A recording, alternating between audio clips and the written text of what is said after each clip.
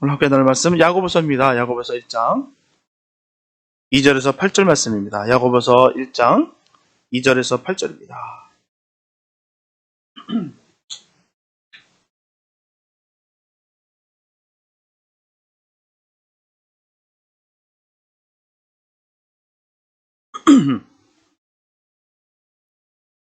야고보서 1장 2절에서 8절 말씀, 주님의 귀한 말씀 봉독해 올립니다. 내 형제들아, 너희가 여러 가지 시험을 만나거든 온전히 기쁘게 여기라. 이는 너희 마음의 시련이 인내를 만들어내는 줄 너희가 알미라. 인내를 온전히 이루라. 이는 너희로 온전하고 구비하여 조금도 부족함이 없게 하려 함이라. 너희 중에 누구든지 지혜가 부족하거든 모든 사람에게 후히 주시고 꾸짖지 아니하시는 하나님께 구하라. 그리하면 주시리라. 오직 믿음으로 구하고 조금 더 의심하지 말라. 의심하는 자는 마치 바람에 밀려 요동하는 바다 물결 같으니 이런 사람은 무엇이든지 죽게 얻기를 생각지 말라. 두 마음을 품어 모든 일에 정함이 없는 자로다. 아멘. 고통을 겪고 있는 사람들에게 위로의 말을 우리가 전할 때 그런 말 참 많이 합니다. 피할 수 없으면 즐겨라. 참 그 말 많이 해요. 피할 수 없으면 즐겨라. 그리고 영국 수상을 지냈던 윈스턴 처칠도 고난 중에 있는 사람들 향해서 네가 지옥길을 통과하더라도 계속 전진하라. 그 말을 전합니다. 이처럼 많은 사람들이 고난이 너무나도 힘들고 어렵기 때문에 고난을 당할 때 도망을 치거나 자포자기해서 헤어나지 못하고 힘들어합니다. 분명 고난은 피한다고 포기한다고 해서 절대로 해결되는 것이 아닙니다. 반드시 그 일에 대한 대처 방법이 있어야 돼요. 오늘 본문에서 야고보 사도가 서신의 첫 부분의 시험에 대한 문제를 다루는 것을 보게 되면 그 당시 본서를 받는 수신자들이 극심한 시험에 처해 있었다는 사실을 우리가 알 수가 있습니다. 그런데도 불구하고 야고보 사도는 성도를 향하여 너희가 시험을 만나거든 온전히 기쁘게 여기라 이렇게 격려하고 있어요. 시험을 만나거든 기쁘게 여기라. 이것은 시험을 통한 믿음의 승자만 느낄 수 있는 기쁨이 있기 때문입니다. 그 기쁨을 잊고 있기 때문에 그 기쁨을 알기 때문에 그렇게 당당하게 전할 수 있는 거예요. 너희가 정말 시험을 만나면 온전히 기뻐해. 이 말할 수 있는 것은 내가 정말 하나님으로부터 주님으로부터 내 그 기쁨을 얻은 사람만이 할 수 있습니다. 그런 은혜가 있게 되시길 축복합니다. 그 기쁨으로 말미암아 어떤 상황 속에 있다 할지라도 나도 그 고난 속에서도 기뻐하며 또한 전할 수 있는 그런 믿음의 용기가 있게 되시기를 축복합니다. 분명한 것은 살아있는 믿음은 교리적 이론을 습득함으로써 얻는 것이 아니에요. 살아있는 믿음은 오직 환난과 시험에 직면했을 때 더욱 강화되고 성숙되어 가는 것입니다. 왜냐하면 고린도전서 10장 13절에서 전하고 있듯이 하나님께서는 우리에게 너희가 감당치 못할 시험당함을 허락지 아니하시고 시험당할 즈음에 또한 피할 길을 내사 너희로 능히 감당할 수 있게 하시기 때문이다. 이 말씀 전하게 주십니다. 저와 여러분들에게 늘 언제라도 능히 감당할 수 있게 되시기를 축복합니다. 이게 중요한 거예요. 우리 주님께서 원하시는 바가 여기 있습니다. 바로 감당하기를 원하시는 거예요. 그러므로 예수님의 사람들에게 닥친 시험은 절대로 우리를 파멸시키려는 것이 아닙니다. 오직 신실한 성도로서 바로 서게 하기 위함인 것을 반드시 깨닫게 되시기를 축복합니다. 내가 왜 이런 시험이 왔을까? 내가 왜 이렇게 고난이 나게 왔을까라고 할 때 나를 죽이기 위해서, 나를 멸망치 위해서, 나를 넘어뜨리기 위해서 주님께서 우리에게 주시는 것이 아니라 나를 살리기 위해서, 나를 바르게 세우기 위해서 주신 것이다라는 것을 꼭 기억해 되시길 축복합니다. 절대로 주님께서 우리에게 나쁜 것을 주신 분이 아니세요. 그런 하나님이면 우리가 믿을 수가 없죠. 우리 주님은 그 아들을 주시기까지 우리를 사랑하셨습니다. 그런 주님께서 우리에게 더 좋은 것을 주시기 원하시지 우리를 멸망치 않게 하신다는 사실입니다. 오늘은 고난에 대한 성도들의 믿음의 반응에 대해서 우리가 함께 말씀을 나누면서 은혜를 나눌까 합니다. 첫째, 시험은 인내를 이루기 위함입니다. 본문 3절에 보면 이는 너희 믿음의 실현이 인내를 만들어내는 줄 너희가 알미라. 살아있는 믿음을 가진 사람은 무엇보다도 시험을 기쁘게 받아들입니다. 시험은요, 똑같이 힘들고 어려워요. 그러나 그 시험을 어떻게 받아들이냐에 따라서 그 사람의 신앙의 성숙도를 우리가 분명할 수 있다는 것이죠. 그 시험을 통해서 기쁘게 받아들이고 이것이 바로 시험인 것을 아는 자와 내가 이렇게까지 했는데 왜 나에게 이런 일이 벌어지고 있죠? 내가 정말 얼마나 노력했는데 나에게 왜 이런 일들이 자꾸 생기는 거야? 라고 분내고 화내는 자와 믿음의 성숙이 다릅니다. 참 기쁨을 모르기 때문에 나오는 반응이에요. 분명한 것은 시험이라는 것은 하나님께서 자녀들을 훈련시키는 연단의 과정입니다. 틀림없는 과정이에요. 그 과정 속에서 사람은 자신의 그릇된 욕심을 깨닫고 온갖 더럽고 추한 옛사람을 그대로 발견하게 됩니다. 그래서 성도가 이와 같은 모습들을 버리고 새 사람으로 옷 입기 위해 하나님의 뜻을 발견하는 시험을 받는 것은 너무나도 당연한 것입니다. 그런데 여기서 중요한 것은 시험이라는 것이 내가 원하는 방법과 원하는 때에 이루어지는 것이 아니라는 것이죠. 얼마나 쉽겠습니까? 내가 원하는 방법. 이런 시험, 내가 원하는 이 시험으로 내가 당했으면 좋겠다. 아니면 지금 바쁘니까 내가 한가할 때 그때 시험이 내게 왔으면 참 좋겠다. 이러면 얼마나 좋겠습니까? 그러나 그럴 일은 없습니다. 절대로 그런 일은 없어요. 상상도 생각조차 하지 마시기 바랍니다. 본문 2절에 보게 되면 너희가 여러 가지 시험을 만나거든 이라고 말씀하고 있어요. 이 말씀을 개역개정에서 보게 되면 더욱 명확하게 해석되어 있습니다. 바로 너희가 여러 가지 시험을 당하거든 이라고 번역이 되어 있어요. 여기서 당하거든 이라는 헬라 원어 페리핍토호타는 바로 언제든지라는 뜻입니다. 언제든지. 이처 우리의 의지와 상관없이 그리고 예측할 수 없이 시험은 언제든지 다가온다는 거예요. 언제든지입니다. 그것도 때로는 여러 가지로 온다는 거예요. 여러 가지로. 이처럼 고난은 다양한 모습으로 우리에게 반드시 다가옵니다. 질병의 문제도 있을 것이고요. 정말 내가 마음을 나눴던 그 믿었던 사람인데 그 사람으로부터 받는 배신감도 있을 수 있을 것이고요. 또한 내가 정말 노력했던 피땀 흘려 올렸던 그 사업이 하루아침에 무너져 버릴 때도 있을 것이고요. 자녀들의 문제도 있을 것이고 부부 문제의 위기도 있을 것이고 수많은 문제들이 여러 모습으로 올 수가 있습니다. 더욱 힘든 것은 어렵사리한 그 문제가 해결되어 끝이 났나 싶었는데 좀 숨 좀 고른다 싶었는데 또 다른 문제가 생긴다는 거예요. 이제 좀 넘어간다 싶었는데 또 문제가 생기고 산 넘어 산이 계속 연결된다는 사실입니다. 때론 고난이 마치 파도가 계속해서 밀려오는 것 같다는 사실이에요. 그리고 내가 고난을 안 당했다고 결심을 한다고 고난을 피하지도 않습니다. 난 고난 안 받을 거야. 절대로 난 고난 안 받을 거야 라고 내가 결심을 한다 할지라도 고난이 피해지지 않습니다.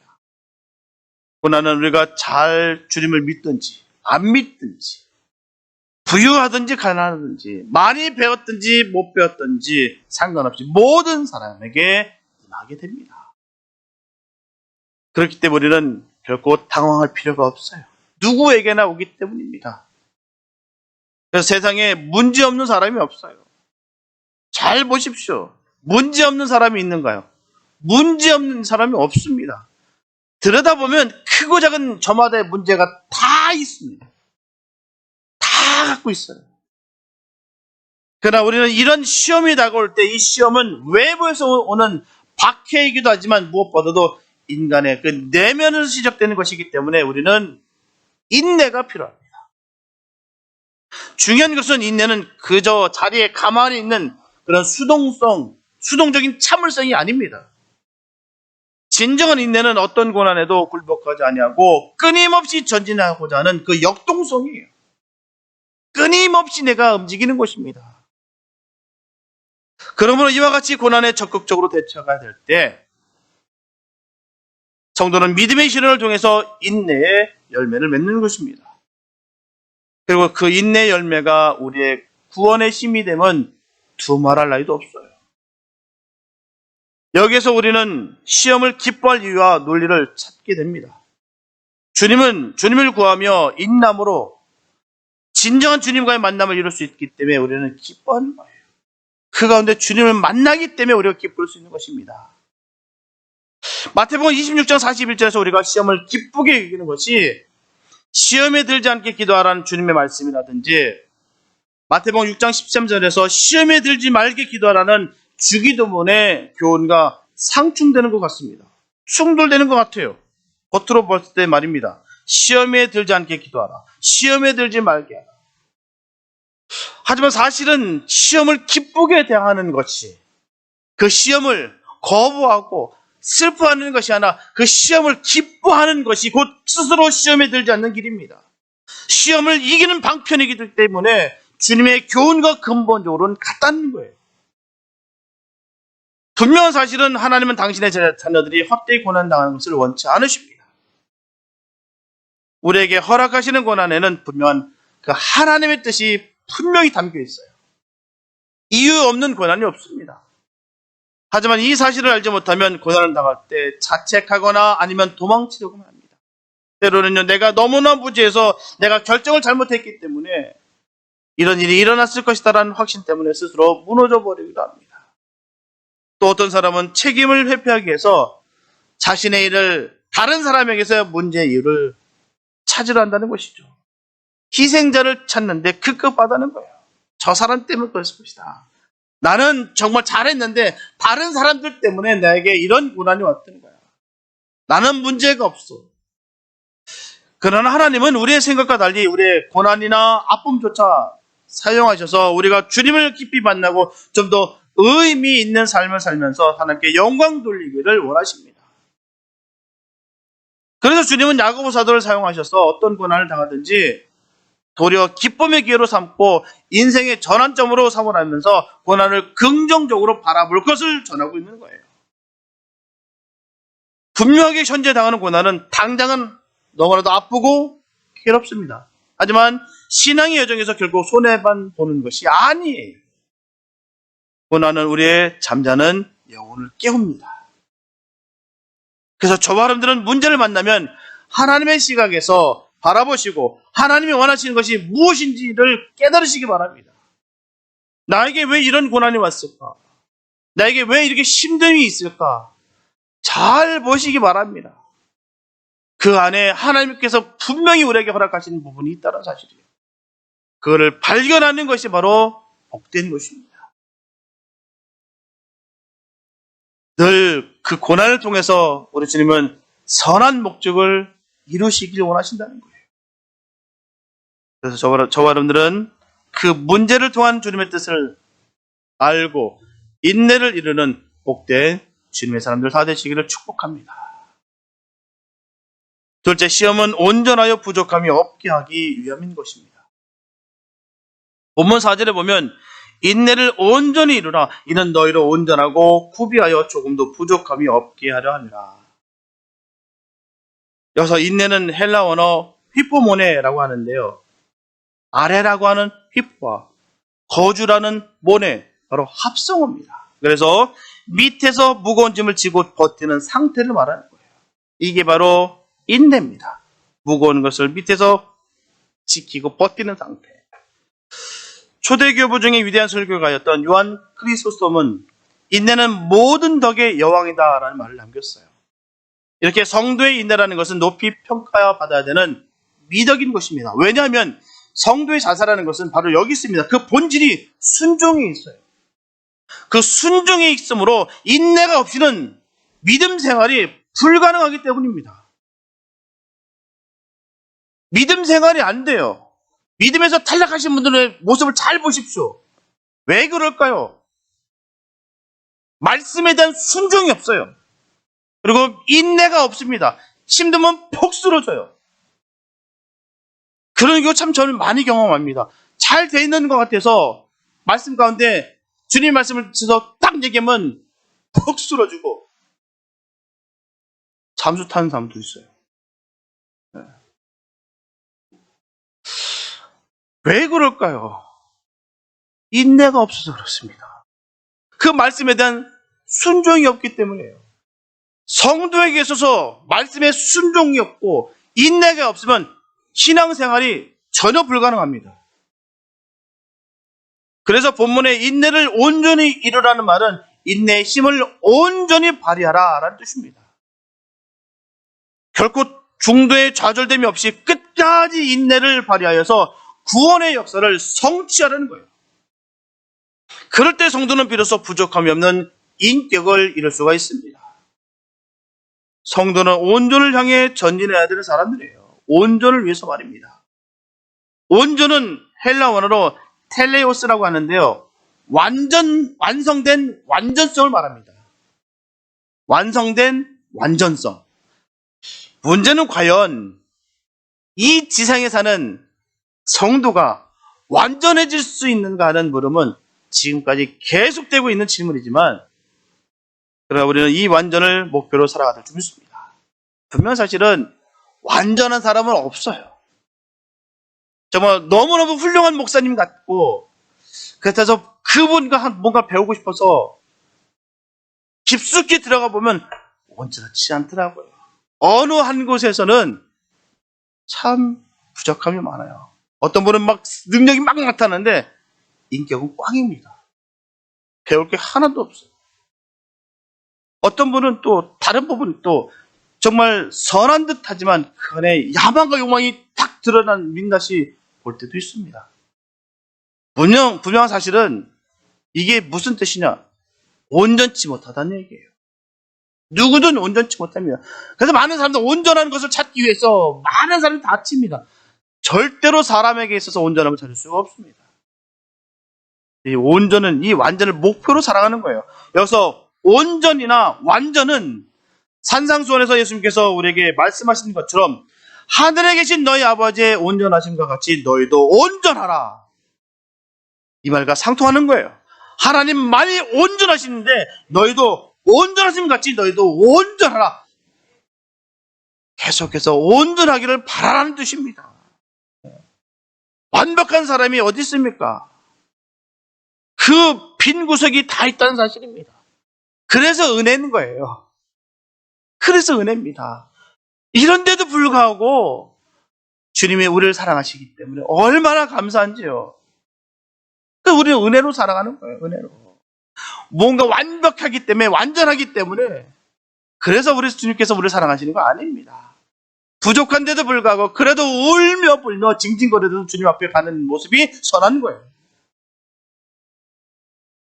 그냥 자기 멋대로 튕겨나가는 미꾸라지 같은 사람보다는 그래도 부족해도 징징대더라도 주님 앞에 무릎 꿇는 그 사람을 주님께서는 더 사랑하신다는 거예요. 우리는 그런 삶이 되어야 될 줄 믿습니다. 정말 징징대더라도 주님 앞에 나아가는 그런 복된 삶 되시기를 축복합니다. 주님은 그런 사람을 사랑하시고 그런 사람을 쓰세요. 완벽한 사람 쓰시는 것이 아니라 주님을 사모하는 사람, 사랑하는 사람을 쓰신다는 것이에요. 조금도 부족함이 없는 성도의 원숙한 성품과 그 풍부한 생활이 달성되는 것을 우리는 온전하라는 그 뜻을 갖고 있다는 사실입니다. 그런데 이 온전의 목표를 향해 갈 수 있는 길은 오직 인내의 길밖에 없어요. 인내밖에 없습니다. 그래서 비록 가슴은 아플지라도 하나님께서 우리에게 고난을 허락하신 이유가 바로 여기 있는 거예요. 분명한 사실은 주님의 위대한 사도들 중에서 고난을 통과하지 않은 사람은 단 한 사람도 없습니다. 성경에 보십시오.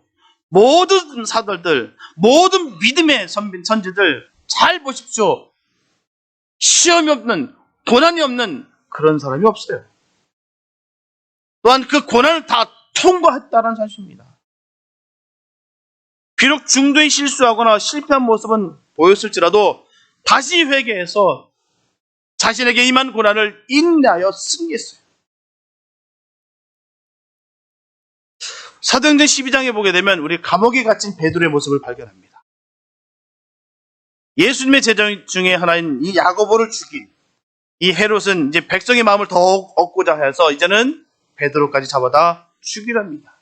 그래서 체포했어요.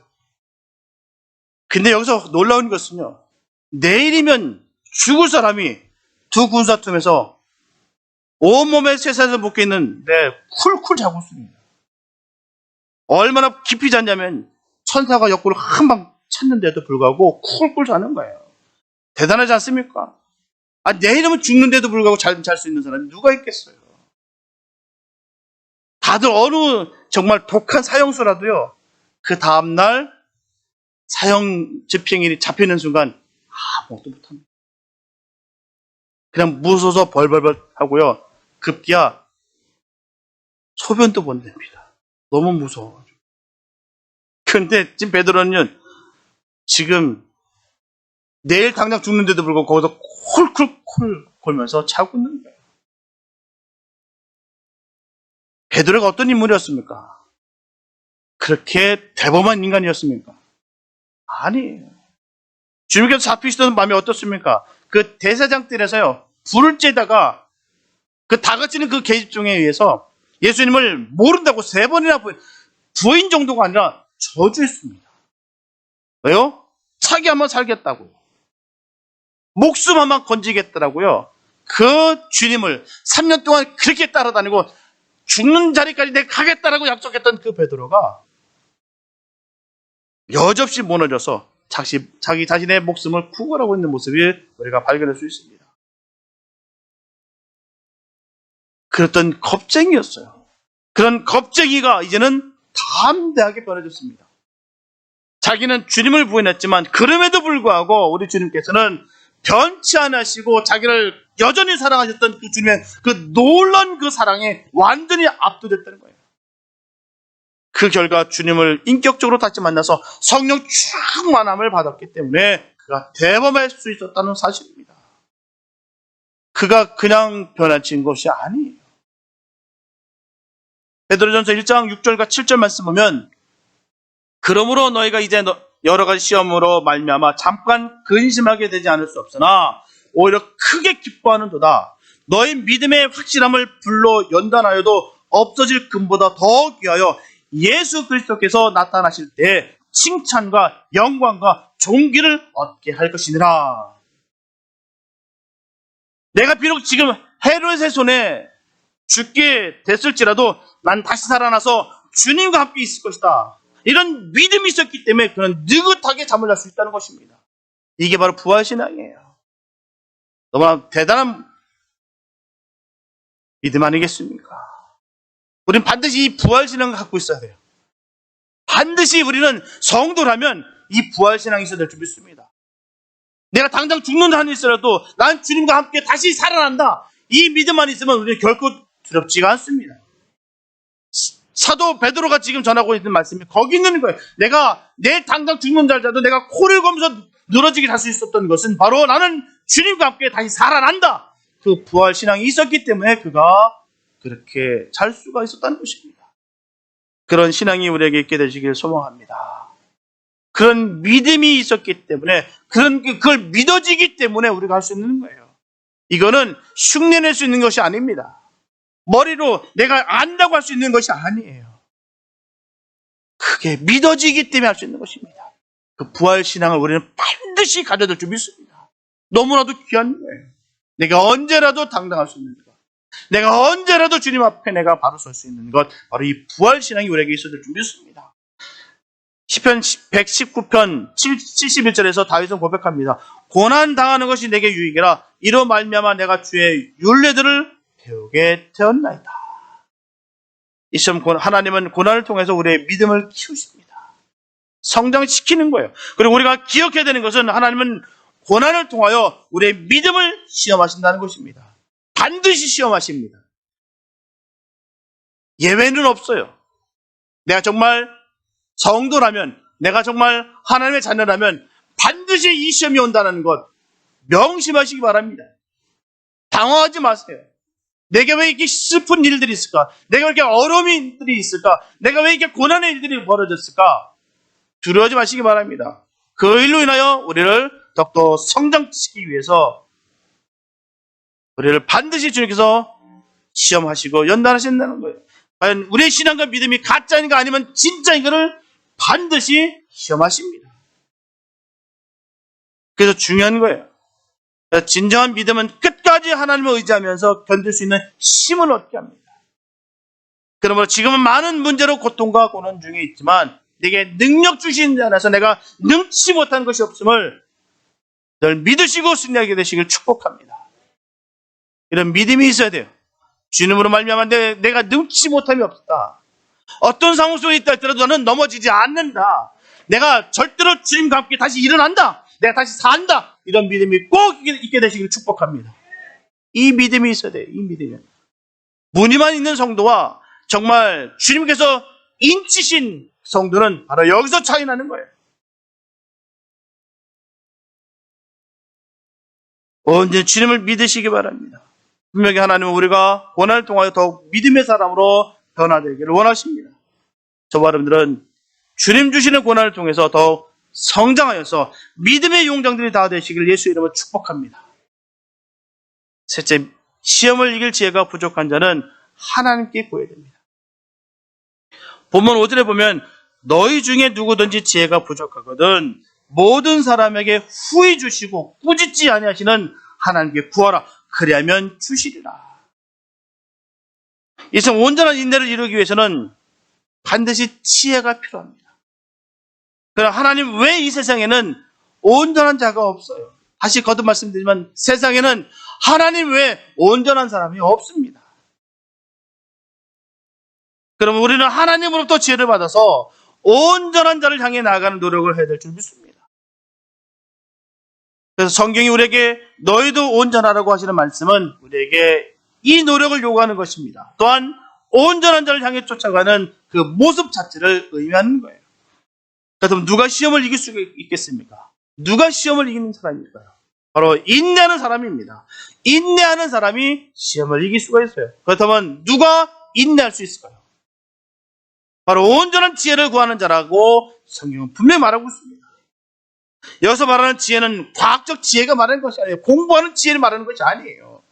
성경에서 말하는 지혜는 하나님으로부터 오는 선물이며 또한 그 지혜로서 하나님을 알 수 있는 참 지혜를 말합니다.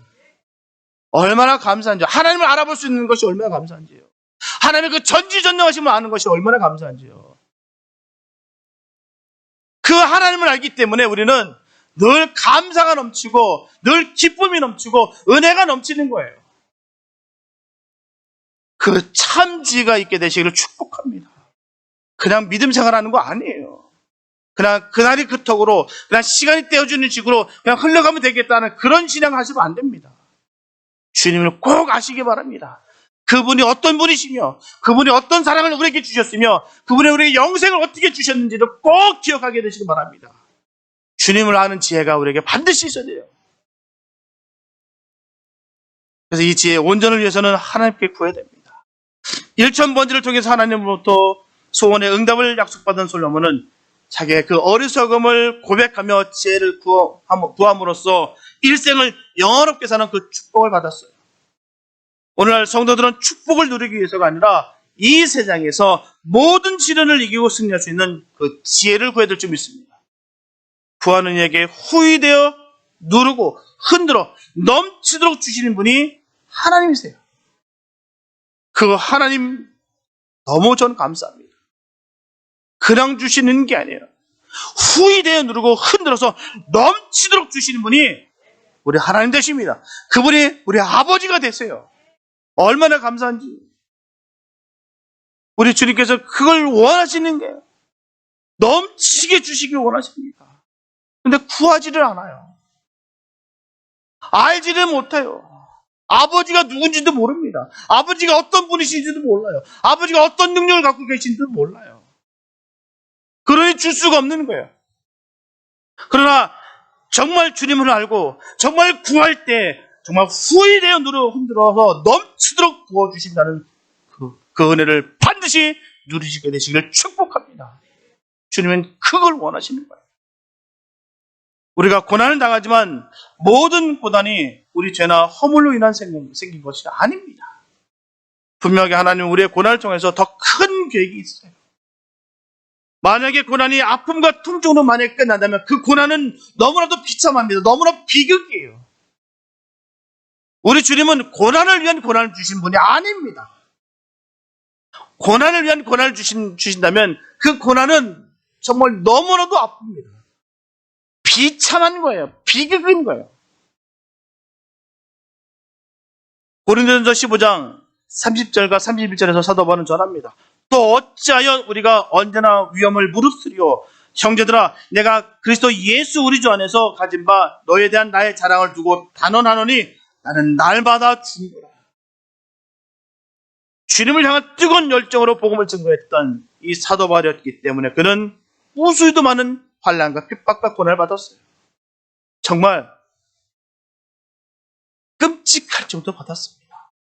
정말 이런 고난을 받았을 때 과연 나는 견딜 수 있을까? 정말 그 확신해서 내가 할 수 있을까? 정말 그 정도로 어마무시하게 환난과 핍박과 고난을 받았습니다. 그러나 사도 바울은 그런 삶을 결코 원망하거나 수치스럽게 생각지 않았어요. 그것은 그가 부활에 대한 분명한 소망을 가지고 있었기 때문입니다. 분명한 소망, 부활에 대한 이 소망, 그 부활에 대한 소망이 있어야 우리가 이 모든 것을 견딜 수가 있습니다. 그런 부활에 대한 소망을 가지고 그 앞에 닥쳐오는 모든 삶의 어려움들을 감사하며 또한 담대하게 다 맞았습니다. 이렇듯 부활의 신앙을 마음속에 간직하고 있는 사람은 현재의 어려움을 도리어 기쁨으로 여기며 살아갑니다.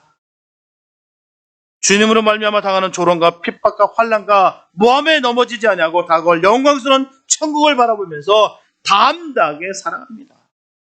그래서 고난의 이유가 무엇이든 간에 하나님은 우리가 그 고난을 통하여 더욱더 믿음이 깊어지고 영적으로 더욱 성숙하기 원하시는 그 이유가 여기 있습니다. 분명 우리가 주님 안에 있을 때 참고 견디는 능력을 가지게 돼요. 이런 고난 속에서도 자기를 향한 하나님의 뜻이 이루어지기를 열망하게 됩니다. 감사한 것은요, 우리 주님께서 먼저 본을 보여주셨어요. 우리를 향한 하나님의 사랑을 이루시기 위해서 그 십자가를, 그 모든 그 십자가를 홀로 치셨어요. 우리에게 본을 보여주셨다는 사실입니다. 내가 십자가를 지었으니 함께 나를 치자. 성자 하나님 대신 그분이 그 모진 매를 맞으시고 그 십자가를 홀로 지고 가셨어요. 본을 보여주셨다는 사실입니다. 분명 고통은 있었으나 죽기까지 하나님 뜻에 주님은 순종하셨습니다. 저와 여러분들도 그리스도를 본받아서 주의 사역을 감당하는 가운데 사도 바울처럼 나는 날마다 죽노라 고백하는 은혜가 있게 되시길 바랍니다. 날마다 나는 죽는 거예요. 나는 죽고 예수는 사는 그런 은혜가 있게 되시길 축복합니다. 철저하게 자아는 완전히 다 무너지고 내 자존심, 내 자아, 나는 완전히 사라지고 오직 예수만 남는 복된 은혜가 있게 되시길 축복합니다. 이걸 놓지 못해서 수많은 문제가 생기는 거예요. 고난과 고통은 바로 여기서 많이 생깁니다. 많은 사람들 그래요. 주님 때문에 내가 지금 고통받는다. 그럴 수도 있어요. 그러나 그것보다도 자기 자존심 때문에 그런 고통받는 사람들 너무 많다는 사실입니다. 철저하게 나를 놔버리면 되는데, 철저하게 나를 죽이면 되는데, 아직도 내가 내 옛사람이 팔딱팔딱 서 있기 때문에 그래서 주님의 영광을 가리고 나도 죽는 너무나 안타까운 현실이 우리 삶 가운데 얼마나 많이 벌어진지 모릅니다. 주님 때문에 주님 때문에 내가 고난을 당하고 핍박을 받고 내가 환난을 당하는 것은 기쁨으로 받아들일 수 있습니다. 그러나 내 명예를 위해서, 나를 위해서, 내 욕망을 위해서 얻어지는 그 고난과 고통은 의미가 없습니다. 나를 살리는 것이 아니라 나를 죽이는 거예요. 또한 하나님께서 우리를 아름답게 쓰시기 위함이 아니라 결국 나의 이름을 드러나기 위함이었다는 사실입니다. 비참한 거예요. 우리 주님 우리를 깎으셔서 만들어서 사용하시기 원하십니다. 때는 주님께서 우리를 낮추시는 것은 우리를 끝까지 아름답게 쓰시려는 주님의 복된 계획이십니다. 그러므로 우리가 원치 않는 고난을 당할 때 결코 분노하거나 또한 아무것도 아닌 것처럼 허세를 부릴 것이 아니라 인격적으로 더욱 주님을 깊이 만나고 그분만을 위해서 온전히 닮아가는 기회로 삼아야 될 줄 믿습니다. 그런 일들이 하나하나 벌어질 때마다 주님을 닮아가는 복된 길인 줄 아시고 기뻐하시며 그 길 걸어가는 역사가 있게 되시기를 축복합니다. 그 길이 복된 길이에요. 그 길이 우리가 사는 길입니다. 그 길이 우리가 성장되는 길이에요. 어른이 이런 시험 통과하지 않고 어른 된 사람이 어디 있습니까? 어른과 아이들은 거기서 차이 나는 거예요. 아이들은요, 힘들면 도망갑니다. 힘들면 내려놔요. 힘들면 넘어집니다. 그러나 어른은 안 그래요. 버팁니다. 견딥니다. 그렇기 때문에 우리는 어른을 격려하고 받드는 거예요. 그 뒷모습을 보고 우리는 박수치는 것입니다. 우리가 어른 되시기를 축복합니다. 내가 어른이 돼야 되는 거예요. 많은 사람을 접하다 보면은 나이와 상관이 없습니다. 나이가 많다고 어른이 아니에요. 안타깝게도 마음 아픈 것은 젊은 아이인데도 불구하고 철이 든 아이들이 있어요. 왜일까요? 많은 환난과 고난을 견딘 아이들이에요. 저는 볼 때마다 얘기할 때마다 깜짝깜짝 놀래요. 철이 들어있는 모습 보면 너무 한창 뛰어놀 나이고 한창 부모 말씀 부를 나이고 한창 정말 부모에게 졸라야 될 그런 나이인데 그런 말을 못해. 왜요? 철이 들어버렸어요. 이런 과정 속에서 철 들어가고 성장되는 거예요. 분명 사실은 목사도 마찬가지입니다. 철 들어가는 거예요. 완성된 게 아닙니다. 완성품이 아니에요.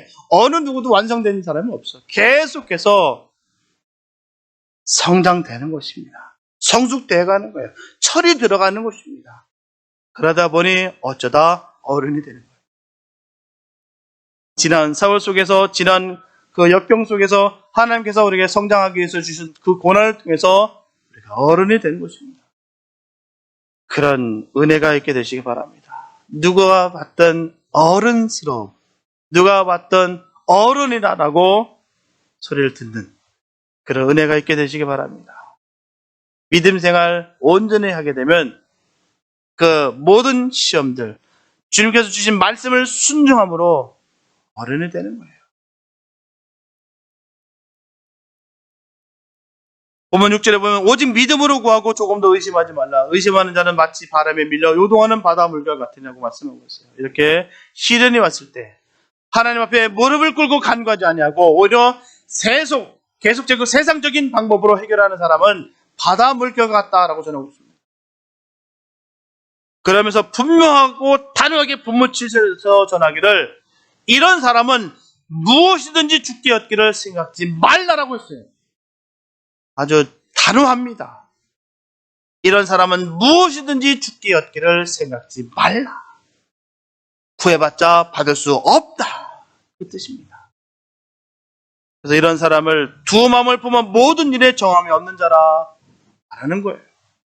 정함이 없는 믿음. 좀 세상을 의지할까? 하나님을 의지할까? 두 마음을 품으면 주님으로부터 아무것도 얻을 수가 없습니다. 한쪽 발은 세상에, 한쪽 발은 주님께 가랑이가 찢어집니다. 한쪽 발을 빼시기 바랍니다. 주님 편에 바로 서셔야 돼요. 정함이 있는 믿음이 있어야 될 줄 믿습니다. 갈팡질팡 왔다 갔다 하면 얻는 것이 하나도 없어요. 하나님 보시기에 얼마나 그 영혼 불쌍하게 안타깝게 생각하시겠습니까? 그러니 단호하게 말씀하시겠습니까? 구하지 마. 못 받아. 생각지도 마라. 저와 여러분들은 사나 죽으나 언제든지 주님 모든 것을 주님께 다 내어 맡기시고 모든 것을 볼 수 있고 이길 수 있는 은혜가 있게 되시기를 간구합니다. 주님을 온전히 믿으며 의심하지 마시고 기도드릴 때 이미 그 시험을 이기고 승리하게 되시기를 축복합니다. 시험에 대해서 두려워하지 마시기 바랍니다. 그 시험 가운데 주님이 온전히 함께 하십니다. 그 주님과 함께하기에 어떤 시험이 우리에게 닥친다 할지라도 우리는 이길 수가 있습니다. 철저하게 주님 앞에 내어 맡기시고 온전히 주님만 의지하시고 그 은혜 가운데 이 모든 것을 이기고 넉넉히 이길 수 있는 축복된 역사가 이루어지게 되시기를 예수 이름으로 축복합니다. 사랑하는 여러분, 저와 여러분들 중에 인생의 험한 때를 지금 지나고 계신 분들 계십니까?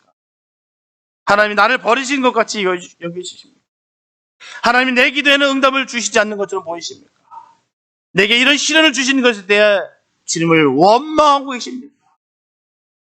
그러나 성경은 전합니다. 온전히 기뻐하라. 왜냐하면 이런 시련을 통해서 인내가 자라고 성도로서 성숙한 신앙 인격을 이룰 수 있기 때문입니다. 반드시 이 과정은 반드시 통과해요. 이 시험을 요리조리 계속 피하고 돌아다니면 늘 그 모양 그 꼴입니다. 늘 어린이 신앙 그대로 있는 것이에요. 나이는 분명히 어른인데 아직도 신앙은 아직도 어린이와 같은 그런 부족한 모습을 우리가 그런 모습은 결코 우리가 상관없는 삶을 살아야 될 줄 믿습니다. 모든 시험과 연단을 다 통과해서 비로소 성도로서의 성숙의 모습이 우리의 삶 속에 나타나야 될 줄 믿습니다. 야고보서 1장 12절에 보게 되면 시험을 참는 자는 복이 있나니 이는 시련을 견뎌낸 자가 주께서 자기를 사랑하는 자들에게 약속하신 생명의 면류관을 얻을 것이기 때문이라 말씀하고 있습니다. 우리가 이 모든 것을 이기는 것은 이 모든 것을 견디는 이유는 바로 여기 있습니다. 바로 생명의 면류관을 받기 위해서예요. 그 면류관을 받기 위해서는 우리가 이 모든 시험을 넘겨야 될 줄 믿습니다. 이 연단을, 이 시험을 요리조리 도망다니면 결코 생명의 면류관이 없다는 거예요. 분명히 전하고 있습니다. 시험을 참는 자는 복이 있나니 이런 시련을 견뎌낸 자가 주께서 자기를 사랑하는 자들에게 약속하신 생명의 면류관을 얻을 것이다. 너무나도 단호하게 아주 명확하게 말씀해 주셨어요. 우리가 왜 인내해야 되는 그 이유를, 내가 왜 시련을 내가 이겨야 될 이유를, 내 왜 연단을 이 모든 과정을 내가 견뎌야 될 그 이유를 분명히 주님은 말씀하고 약속하고 계십니다. 바로 생명의 면류관을 주신다는 거예요. 이처럼 주님께서 장래의 생명의 면류관을 우리에게 약속하셨습니다. 성도는 세상에서 살아가는 동안 많은 어려움을 겪어요. 그러나 하나님이 항상 우리와 함께 계십니다. 하나님은 택하신 자들을 끝까지 붙들어 지켜주십니다. 믿으십니까? 저는 그 말씀을 믿습니다. 우리 주님께서 끝까지 함께 해주시고 끝까지 널 사랑한다는 그 말씀을 저는 믿습니다. 그렇기 때문에 우리가 어떤 어려움이 환난과 고난이 있다 할지라도 우리는 넉넉히 이길 수 있습니다. 그 주님이 우리 항상 함께 하시기 때문입니다. 어떤 형편과 처지에 있다 할지라도 하나님을 온전히 찬송하며 즐거워하는 것은 바로 하나님의 백성들이 갖는 특권입니다. 속죄받은 백성들이 누릴 수 있는 축복이에요. 오늘 본문에서 야고보 사도가 전하고 있듯이 여러 가지 시험을 만나거든 온전히 기쁘게 여기라 늘 선포하게 되시기 바랍니다. 나는 그 기쁨을 알기 때문에 내가 어느 상황 속에도 나는 늘 기쁘고 감사하다. 너희들도 당신들도 그렇게 기뻐하라. 이렇게 당당하게 전할 수 있는 그 믿음의 삶이 되시기를 축복합니다. 분명한 것은 역경과 시련을 통과하여 성숙한 사람이 됩니다. 주님을 깊이 만나고 주님이 원하시는 길을 걷게 되는 것이에요. 시험을 이기신 주님을 온전히 모셔드리고 인내로서 십자가를 지신 주님을 늘 본받아 언제나 시험을 승리하시는 저와 여러분 다 되시기를 예수님의 이름으로 축원합니다. 기도합니다. 사랑해 주님 감사합니다. 아버지, 우리는 시험이 두렵지가 않습니다. 환난과 핍박과 고난이 두렵지 않습니다. 우리가 두려운 것은 주님이 우리를 모른다는 것이 두렵습니다. 하나님, 끝까지 주님을 믿고 의지하며 주와 함께 복된 그 길을 걸어갈 수 있는 참된 주님의 자녀들 삶 되게 하여 주시옵소서. 아버지 주님, 하나하나 그 연단의 과정들을 통과하기를 원합니다. 그로 인하여 우리가 그 믿음의 분량이 장성하여 그리스도의 장성한 분량까지 이를 수 있는 복된 삶이 되게 하여 주시옵소서. 늘 아버지 주님, 불평과 불만이 우리 삶 속에 없게 하여 주시고, 늘 성장하는 그 과정 속에서 늘 감사와 겸허와 은혜만 있게 하여 주시옵소서. 우리를 건져내 주신 그 놀라우신 그 사랑을 늘 기억하면서 우리가 주님을 아는 것이 얼마나 감사한지요. 그 주님이 우리 아버지입니다. 그 전지전능하신 그 주님이 우리 아버지가 되십니다. 천한 만물을 다 경영하시고 조성하신 그 주님이 바로 우리 아버지 되십니다. 그 주님이 나와 함께 있는데 누가 뭐가 두려울 수가 있겠습니까? 하나님, 오직 그 주님을 믿습니다. 우리가 환난과 핍박과 고난이 우리 결코 두렵지가 않습니다. 하나님, 늘 우리 오른손으로 꽉 붙잡아 주셔서 어느 누구도 손대지 못하도록 아버지 은혜 베풀어 주시옵소서. 늘 감사와 은혜로 늘 삶이 넘치게 하여 주시고 성장하는 그런 복된 역사가 우리 삶 가운데 이루어지게 도와 주시옵소서. 주께서 함께 하시는 믿사옵고 우리를 권하신 예수의 이름으로 기도했습니다.